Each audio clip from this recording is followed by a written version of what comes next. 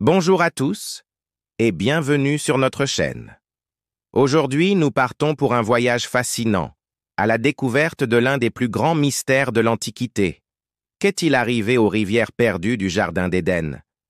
Imaginez un instant le berceau de la civilisation, un lieu luxuriant irrigué par 4 fleuves puissants, si importants qu'ils sont mentionnés dans les textes les plus sacrés. Mais que se passerait-il si ces fleuves, le Pichon, le Gihon, le Tigre et l'Euphrate, avaient tout simplement disparu? Les textes anciens, notamment le livre de la Genèse, décrivent un fleuve sortant d'Éden pour irriguer le jardin, qui se divisait ensuite en 4 bras. 2 de ces fleuves nous sont familiers, le Tigre et l'Euphrate, qui coulent encore aujourd'hui à travers l'Irak moderne et ont nourri les grandes civilisations mésopotamiennes. Leur localisation a toujours été plus ou moins claire pour les historiens et les archéologues. Mais qu'en est-il des 2 autres, le Pichon et le Gihon? C'est là que le mystère s'épaissit. La Genèse nous donne des indices. Le Pichon est décrit comme serpentant à travers tout le pays de Havila, où se trouve l'or. Cet or, nous dit-on, était de bonne qualité, et l'on y trouvait aussi le bédélium et la pierre d'onyx. Le Gihon, quant à lui, contournait tout le pays de Couche. Ces descriptions, bien que poétiques, sont devenues une véritable carte au trésor pour des générations de chercheurs. Mais où se trouvent exactement Havila et Couche? C'est une question qui a alimenté d'innombrables théories, certaines plausibles, d'autres carrément fantastiques. Certains chercheurs ont suggéré que Couche pourrait faire référence à l'Éthiopie ou au Soudan, ce qui placerait le Gihon en Afrique, peut-être même comme étant le Nil. D'autres théories localisent Couche dans la péninsule arabique ou même en Mésopotamie. Pour Havila, les hypothèses sont tout aussi variées, allant de l'Arabie à l'Inde, en passant par des régions de l'actuel Iran. Le problème, c'est qu'aucun fleuve connu ne correspond parfaitement à ces descriptions anciennes, tout en étant connecté géographiquement au Tigre et à l'Euphrate. Alors, que s'est-il passé? Rejoignez-nous pour percer la vérité troublante qui se cache derrière ces cours d'eau perdus, un mystère qui intrigue historiens, théologiens et géologues depuis des millénaires. Préparez-vous à remettre en question tout ce que vous pensiez savoir sur la naissance de la civilisation humaine. Et si les fleuves les plus célèbres de l'histoire ancienne n'étaient pas là où vous le pensez, ou pire, s'ils n'existaient tout simplement plus? L'une des théories les plus captivantes repose sur les changements géologiques cataclysmiques. La surface de notre planète est en constante évolution. Des tremblements de terre massifs, des éruptions volcaniques ou même des changements climatiques drastiques auraient pu altérer radicalement le paysage, détournant ou asséchant complètement des systèmes fluviaux entiers. Imaginez une inondation d'une ampleur biblique, comme le déluge, qui aurait remodelé la topographie du monde, effaçant à jamais la trace de ses fleuves. Cette idée d'un cataclysme naturel est une explication puissante.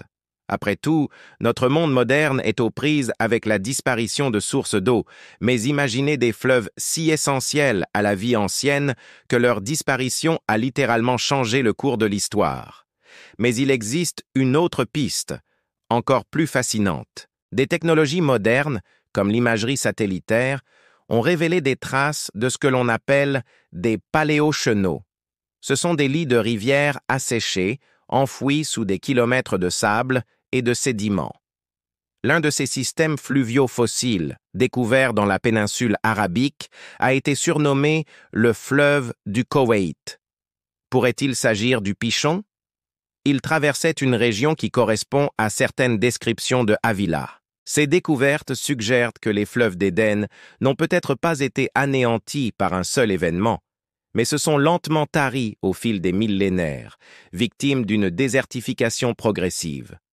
Le Sahara lui-même était autrefois une savane verdoyante parcourue de rivières. Alors, s'agissait-il d'une catastrophe naturelle soudaine, d'un cataclysme ou de quelque chose de bien plus énigmatique et progressif? Cette enquête n'est pas seulement une plongée dans l'histoire, c'est un véritable roman policier qui se déroule depuis des siècles. L'histoire des fleuves disparus d'Éden n'est pas seulement de l'histoire ancienne, c'est un rappel terrifiant de la rapidité avec laquelle même les éléments naturels les plus permanents peuvent disparaître. Prenons un instant pour considérer les implications. Si ces fleuves existaient et ont disparu, cela signifie que la géographie décrite dans ces textes anciens était réelle, tangible. Le Jardin d'Éden n'était peut-être pas seulement une allégorie, mais un lieu géographique précis, dont le paysage a été irrémédiablement transformé. Cela soulève une autre question. Si les fleuves ont disparu, qu'est-il advenu du jardin lui-même? A-t-il été enseveli, détruit? Ou ces vestiges attendent-ils encore d'être découverts sous les sables du temps? Les chercheurs continuent de scruter les images satellites et d'analyser les carottes de sédiments à la recherche de preuves. Chaque nouvelle découverte de pollen ancien, de lits de rivières fossiles ou d'artefacts humains dans des zones aujourd'hui désertiques nous rapproche un peu plus de la solution. La science moderne nous offre des outils incroyables pour remonter le temps et visualiser un monde radicalement différent du nôtre. Ce qui est extraordinaire, c'est que ce mystère relie la foi, l'histoire et la science. Les textes anciens nous fournissent les indices, l'histoire nous donne le contexte, et la géologie et l'archéologie nous offrent les moyens de vérifier les théories. C'est une quête interdisciplinaire pour retrouver un monde perdu. La disparition des fleuves d'Éden n'est pas qu'une simple énigme géographique. Elle nous parle de la fragilité de notre propre environnement. Elle nous rappelle que les paysages que nous tenons pour acquis peuvent changer et que les civilisations, aussi puissantes soient-elles, sont à la merci des forces de la nature. En explorant le sort de ces rivières mythiques, nous ne faisons pas que regarder vers le passé. Nous jetons aussi un regard sur notre avenir. Les défis que nous rencontrons aujourd'hui avec la gestion de l'eau, la désertification et le changement climatique font écho à cette histoire ancienne. La légende des fleuves d'Éden devient alors une parabole moderne, un avertissement sur la précarité de nos ressources les plus vitales. Les secrets bouleversants de ces anciens cours d'eau continuent de résonner aujourd'hui, nous invitant à réfléchir à notre place dans l'histoire et à notre responsabilité envers la planète. Le mystère demeure, mais la quête de réponses continue de nous captiver et de nous inspirer. Merci d'avoir regardé cette vidéo. Si ce voyage dans les méandres de l'histoire et du mystère vous a plu, n'oubliez pas de laisser un pouce bleu, de partager vos propres théories dans les commentaires et surtout de vous abonner à notre chaîne pour ne manquer aucune de nos prochaines explorations. À très bientôt pour une nouvelle aventure.